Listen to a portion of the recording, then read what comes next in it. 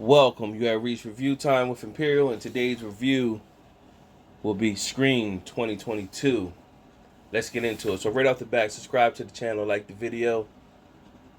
And so let's get into this review. I'm going to start off the review by saying, Dewey!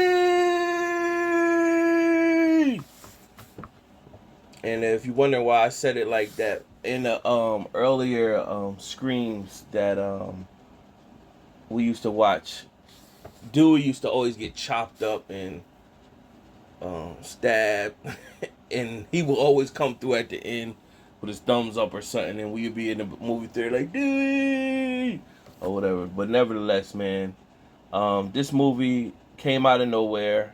We're seeing a lot of classics come back and try to reinvent themselves to see if they can catch the younger generation. Some wins, or some are losses. So Halloween, they were able to do it, and they're doing their trilogy. They already did the Halloween Kills, which was the second installment. The third one is coming up. Chucky, oh my God, Chucky has been around since the 80s, and Chucky's made it to 2021 with a hit. That series on USA, Chucky TV series. By the way, check that playlist that I got on there for Chucky TV series. Awesome TV series. So there is a win if it's done right. But this particular one, it came out of nowhere. Didn't see no true promotion for it. Upset for like the last couple weeks before the premiere of this week, and here we go. And I just looked at it. It might be a money grab, and I was right. It was definitely a money grab. They brought back Neve Campbell. Of course, she plays as Sidney Prescott. Dewey, David Arquette. Courtney Cox plays as Gail Weathers. Who else? Marley Shelton plays as Deputy Judy. Skeet Ulrich. Of course, he played as Sidney Prescott's boyfriend in the original part 1 that she killed. Now, why is he here? Because he's the ghost of Sam Carpenter. She is his father. No, he is her father, my bad. So what took place when Sam was little, Sam was being raised by her mom, and her sister. And she went in the attic one day and found her mom's diary, which said that Billy was the father. But of course, the mom didn't want people to know that she had a baby by Billy because Billy was a serial killer. So Sam, being upset, she came downstairs and she blasted the mom, but the stepdad, but who she's thinking is her dad at the time, listened to all this. So he packed up and left. The mom held her responsible, but told her to never tell the little sister. So this movie starts out just like the original. Girl at home gets the phone call. So that's what made it corny, or whatever. That's what made it corny. They did that in the TV show too. That's what made it corny. But I guess that's their quote unquote like this. It ain't a Scream movie if it don't start off like that. But all right, start off like that. The sister, but she lived though. Normally the first girl gets killed, dies. She lived, and by them not killing her, brought Sam back to town. She was off somewhere, not in that town anymore. So she had a boyfriend, and her boyfriend Richie was off where she was. So she comes back, finds out her sister's in the hospital. Now the killings are starting all over again. Now they reach out to Dewey. Dewey's pretty much, he's retired from the police force, and he's pretty much like, hey man, I'm done. He gave them 3 rules. Basically, the victim of the killer has a motive, is some type of history. 2, never trust your love interest. And 3, check the circle of the kids who the victim is around. And he pretty much told the story right there. everything he just said, if you follow that from the beginning of the movie, you pretty much knowing what was what. And only thing is, you probably didn't know who the second killer was.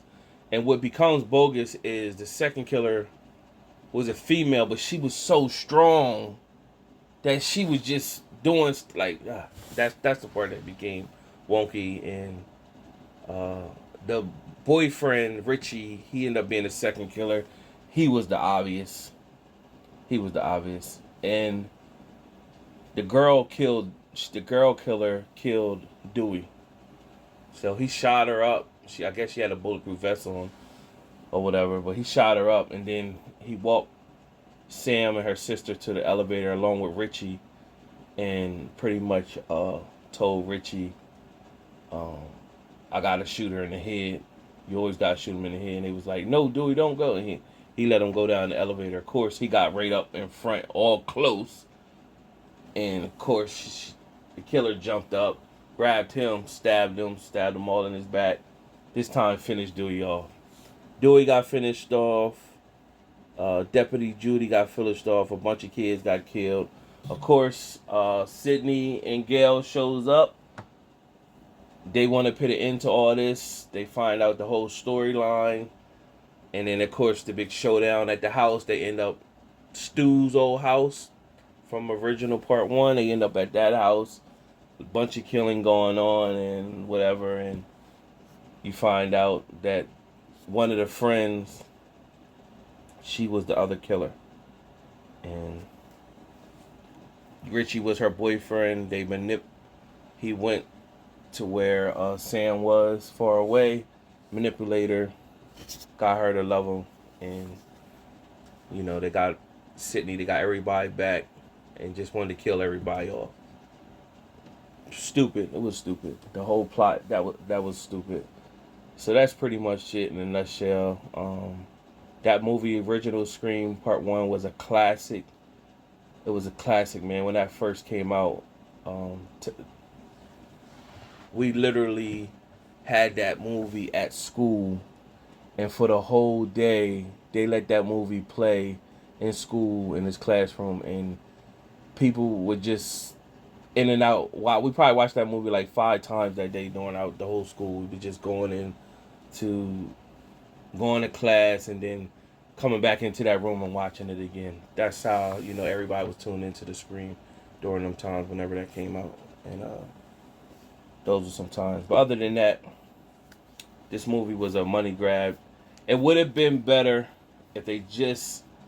I can't imagine it's doing nothing in the movie theaters. Unless all the old whoever that watched it when I watched it, just curious just to see. Other than that, it would have been better suited if they'd... they already did the TV series, so they couldn't do that. And they'd have brought it out on like Netflix or something like that. They would have probably, if they'd have sold this movie to Netflix or sold it to like Peacock or sold it to Amazon Prime, one of those, Hulu, they sold it to one of them, and then HBO Max, and brought it out there, it would have been better suited, because people would have still tuned in. They got the viewership. But I can't imagine this doing anything in the box office, especially not now with the virus spreading again. So other than that, that's all I have for this review. Out of my 4-star rating system, I'm going to give this movie a 1.5 out of 4 stars. Really wasn't a good movie. The killing in the movie was good. So if it was a plus in the movie, it was the killings. Like in Halloween Kills, where you see Michael Myers was just ruthless with the kills. So they were ruthless with the kills. So they hit on all cylinders on that. But the storyline just throws all them kills out the window. So 1.5 out of 4 stars. Again, subscribe to the channel, like the video. Till next time.